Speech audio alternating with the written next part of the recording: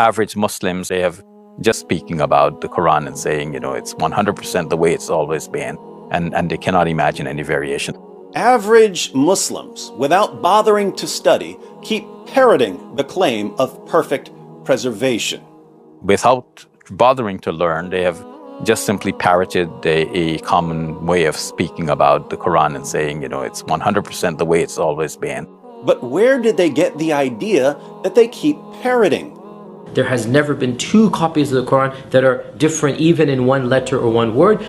From their scholars, the same scholars who have always known about textual variants and different versions of the Quran. Our scholars have always known and have always described in our classical books variations and manuscripts. These were always known in scholarly circles to have existed.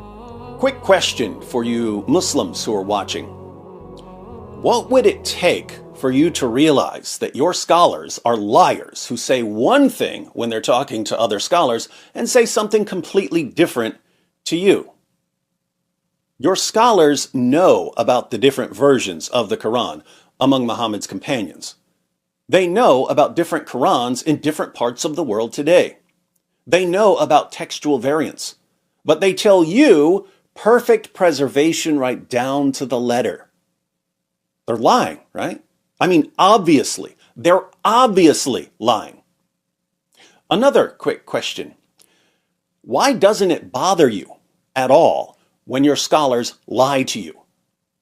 If I caught a Christian scholar blatantly lying, I don't mean getting something wrong or making a mistake.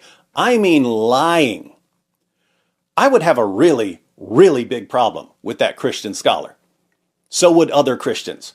We wouldn't trust him anymore. We wouldn't take it. But in Islam, lying seems to be an ordinary part of being a scholar.